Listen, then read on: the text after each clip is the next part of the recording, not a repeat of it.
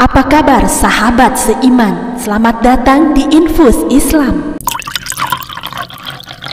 Assalamualaikum warahmatullahi wabarakatuh.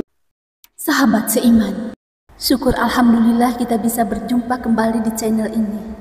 Salawat dan salam selalu tercurah kepada junjungan kita Nabi besar Muhammad sallallahu alaihi wasallam. Allahumma salli ala sayyidina Muhammad wa ala ali sayyidina Muhammad. Harapan dan doa saya, semoga saudaraku semuanya selalu diberikan kesehatan, dilapangkan rezekinya, diampuni dosa-dosanya, dan dipanjangkan umurnya. Amin ya rabbal alamin. Sahabat seiman, hidup menurut Nabi Muhammad SAW adalah bagaikan sebuah perjalanan, dan setiap orang bagaikan pengembara di belantara raya kehidupan bumi. Mereka di sini hanyalah bernaung sesaat saja. Sebuah riwayat dari Anas ibnu Malik, beliau mengatakan, ketika kami sedang duduk-duduk bersama Rasulullah SAW, tiba-tiba beliau bersabda, sebentar lagi akan datang seorang laki-laki penghuni surga. Kemudian, seorang laki-laki dari Ansar lewat di hadapan mereka. Bekas air wudhu masih membasahi jenggotnya, sedangkan tangan kirinya menenteng sandal. Keesokan harinya lagi, Rasulullah SAW bersabda, akan lewat di hadapan kalian seorang lelaki penghuni surga. Kemudian muncul lelaki kemarin dengan kondisi persis seperti hari sebelumnya. Besok harinya lagi, Rasulullah SAW bersabda, akan lewat di hadapan kalian seorang lelaki penghuni surga. Tidak lama kemudian, orang itu masuk sebagaimana kondisi sebelumnya. Bekas air wudhu masih memenuhi jenggotnya, sedangkan tangan kirinya menenteng sandal. Tak lama kemudian, Rasulullah bangkit dari tempat duduknya, sementara Abdullah ibnu Amr ibnu Ash mengikuti lelaki tersebut. Lalu ia berkata kepada lelaki itu, aku sedang punya masalah dengan orang tuaku. Aku berjanji tidak akan pulang ke rumah selama 3 hari. Jika engkau mengizinkan, maka aku akan menginap di rumahmu untuk memenuhi sumpahku itu. Lelaki itu menjawab, silahkan. Anas berkata, setelah menginap 3 hari 3 malam di rumah lelaki tersebut, Amr bin As tidak pernah mendapati sedang qiyamul lail. Hanya saja tiap kali terjaga dari tidurnya, ia membaca zikir dan takbir hingga menjelang subuh. Kemudian ia mengambil air wudhu. Abdullah juga mengatakan, saya tidak mendengar ia berbicara kecuali yang baik. Setelah menginap 3 malam, saat hampir saja Abdullah menganggap remeh amalnya, ia berkata, wahai hamba Allah, sesungguhnya aku tidak sedang bermasalah dengan orang tuaku. Hanya saja aku mendengar Rasulullah selama 3 hari berturut-turut di dalam satu majelis beliau bersabda, akan lewat di hadapan kalian seorang lelaki penghuni surga. Selesai beliau bersabda, ternyata yang muncul 3 kali berturut-turut adalah engkau. Jujur saja saya ingin menginap di rumahmu ini untuk mengetahui amalan apa yang engkau lakukan, sehingga aku dapat mengikuti amalanmu. Sejujurnya aku tidak melihatmu mengerjakan amalan yang berpahala besar. Sebenarnya, amalan apakah yang engkau kerjakan sehingga Rasulullah berkata demikian? Kemudian lelaki Ansar itu menjawab, sebagaimana yang kamu lihat, aku tidak mengerjakan amalan apa-apa. Hanya saja aku tidak pernah mempunyai rasa iri kepada sesama muslim, ataupun hasad terhadap kenikmatan yang diberikan Allah kepada orang lain. Abdullah ibnu Amr berkata, rupanya itulah yang menyebabkan kamu mencapai derajat itu. Sebuah amalan yang kami tidak mampu melakukannya.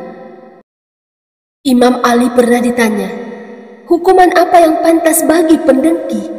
Beliau menjawab, tidak usah dihukum, sebab orang yang dengki telah menghukum dirinya sendiri. Begitulah iri alias dengki dan hasad sudah menjadi neraka bagi pemiliknya. Sahabat seiman, pantas saja Rasulullah SAW menyuruh kita menjauhinya dengan sabdanya, jauhilah hasad dan dengki, karena hasad akan menghanguskan kebaikan-kebaikan, sebagaimana api menghanguskan kayu bakar, Hadis riwayat Abu Daud.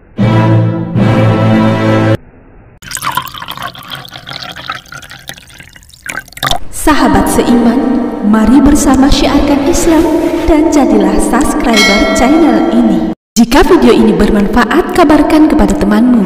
Jika video ini tidak bermanfaat, kabarkan kepadaku. Sahabat seiman, sifat hasad adalah satu penyakit hati yang sering hadir dalam diri umat muslim. Baik secara sadar maupun tidak, hasad adalah sifat iri dengki yang biasa muncul dalam diri manusia. Karena tidak senang atau iri ketika orang lain memiliki sesuatu hal yang lebih daripada dirinya.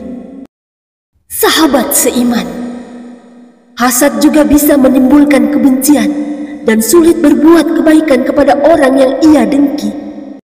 Bahaya dengki dan larangannya sudah banyak dijelaskan dalam Al-Quran dan hadis.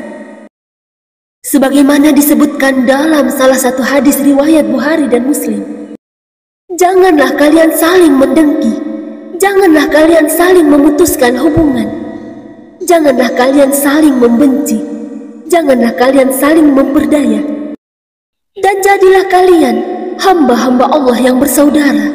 Hadis riwayat Bukhari dan Muslim. Kedengkian terhadap seseorang, baik dari segi keberhasilan, dari sesuatu yang dimiliki, akan menimbulkan kufur nikmat dalam diri kita. Sahabat seiman, mengapa demikian? Karena selain tidak senang, hati kita juga cenderung membandingkan apa yang kita miliki dengan orang lain. Padahal apa-apa yang kita punya dari Allah Subhanahu wa Ta'ala tidak akan salah takar, apalagi tertukar. Selain akan menimbulkan kebencian, sifat hasad ini dapat menyebabkan amal kebaikan manusia hilang ibarat api membakar kayu bakar, cepat hangus dan jadi debu. Sebagaimana kata Rasulullah dalam hadis yang diriwayatkan Abu Daud dan Abu Hurairah, bahwasanya Rasulullah SAW bersabda, jauhilah hasad atau dengki, karena hasad dapat memakan kebaikan seperti api memakan kayu bakar. Hadis riwayat Abu Daud. Sahabat seiman, sangat disayangkan ketika kita sudah senang berbuat kebaikan tetapi memiliki sifat hasad, maka sirnalah amal kebaikan yang telah kita lakukan. Selain hadis bahaya hasad, juga terdapat dalam Al-Quran surah An-Nisa ayat 32. Allah Subhanahu wa Ta'ala berfirman yang artinya, janganlah kamu berangan-angan atau iri hati terhadap apa yang telah dilebihkan Allah kepada sebagian kamu atas sebagian yang lain. Al-Quran surah An-Nisa ayat 32. Wallahu a'lam bishawab. Demikian yang dapat kami bagikan. Semoga bermanfaat. Assalamualaikum warahmatullahi wabarakatuh.